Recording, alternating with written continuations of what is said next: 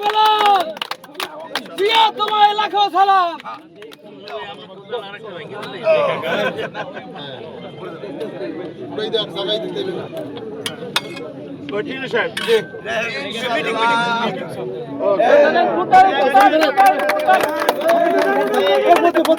শহীদ president Ziaur Rahman ওই সময় বুঝতে পারছেন যে এই খালটি খনন করলে এই মিঠাগঞ্জ এবং বালিয়াতলী ইউনিয়নের দুইটি ইউনিয়ন এই খালটি দ্বারা উপকৃত হবে। প্রায় 1000 পরিবারের তারা এখানে বসবাস করে দুই সাইডে।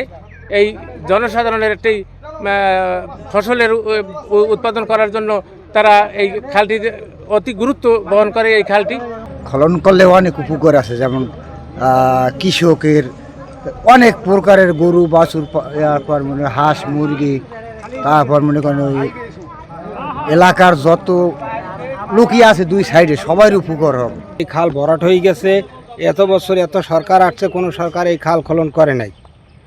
আজকে জিয়া রহমানের ছেলে তারেক রহমান ক্ষমতায় এসে আবার এই খাল খনন পুনরায় শুরু করেছে। আজকে 2026 সালে এই খাল খনন শুরু করছে। এই খাল খনন হইলে এদেশের কৃষকেরা কৃষি দিয়ে উন্নয়ন করতে পারবে। এই যে খালটা কাটতে আছে, এটা কাটার জন্য আমরা বর্ষার সিজনে পানি পাই, আর অন্য সিজন হলে পানি থাকে না, কোনো ফসল দিতে পারি না। আর ফসল না দেওয়ার কারণে অনেক আমরা অভাবে আছি। এরপর দোনো পারের বালিয়াতলী মিঠাগঞ্জ মিলাইয়া, তো যদি খাল খনন হয় আমরা 12 মাস ফসল দিতে পারবো।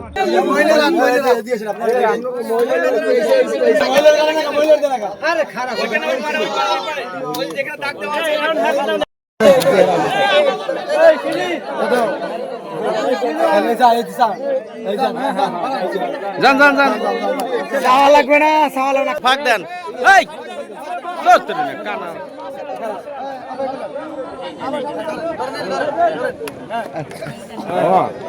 স্বাধীনতার পর আমরা দেখেছি 1974 সালে দুর্ভিক্ষে প্রায় 1.5 লক্ষ লোক বাংলাদেশে মারা গিয়েছিলেন।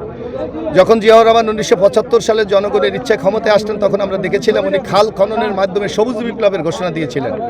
সেই বিপ্লবে মাত্র 1 বছরের মধ্যে বাংলাদেশ খাদ্যের স্বয়ংসম্পূর্ণ অর্জন করে সেনেগালে 1 লক্ষ টন চাল রপ্তানি করেছিলেন। অর্থাৎ খাল খননের মূল উদ্দেশ্য হলো কৃষিতে স্বাবলম্বী করে আমাদের খাদ্য স্বয়ংসম্পূর্ণ অর্জন, এবং এর সাথে আমাদের পুষ্টি এবং আমিষের জন্য যে অন্যান্য জিনিসগুলি দরকার, আমাদের মৎস্য চাষ, আমাদের শাকসবজি চাষ, এগুলিকে উৎসাহিত করার জন্যই বেসিক্যালি এই খাল খনন প্রকল্পটা গ্রহণ করা হয়েছিল। আপনি যে কথাটি বলেছেন যে জিয়াউর রহমান সাহেব 1981 সালে এই খালটি খনন করেছিলেন, কিন্তু আমরা দেখেছিলাম যে 45 বছরে নানা সরকার এসেছে, তারা কোনো প্রকল্প গ্রহণ করেন নাই। এবার আমাদের মাননীয় প্রধানমন্ত্রী তারেক রহমান বলেছিলেন, আমি যদি ইনশাল্লাহ রাষ্ট্র পরিচালনার দায়িত্ব পাই, আবার খাল খনন প্রকল্প আমি চালু করে যাতে এই সারা বছর পানিকে সংরক্ষণ করে কৃষকরা 2-3টা ফসল উৎপাদন করতে পারে, এবং শুধু একমাত্র কৃষি উৎপাদন না, পাশাপাশি এখানে মৎস্য চাষ এবং যদি আমরা বৃক্ষরোপণ করতে পারি, তাহলে একদিকে যেমন আমিষের চাহিদা মিটবে, অন্যদিকে আমাদের যে জলবায়ুর যে মধ্যে একটা ইমব্যালেন্স পরিবেশ, সেটা একটা ভারসাম্য চলে আসবে। সুতরাং আমি মনে করি খাল খনন প্রকল্পের মাধ্যমে বাংলাদেশ একটি নূতন যুগে পদার্পণ করছে, এবং এইটা বিএনপির নির্বাচন অন্যতম একটি অঙ্গীকার। ইনশাল্লাহ আজকে সারা বাংলাদেশ আগেই শুরু হয়েছে, আজকে কলাপাড়া খাল খননের মাধ্যমে আমরা এই অঙ্গীকার পূরণ করতে যাচ্ছি।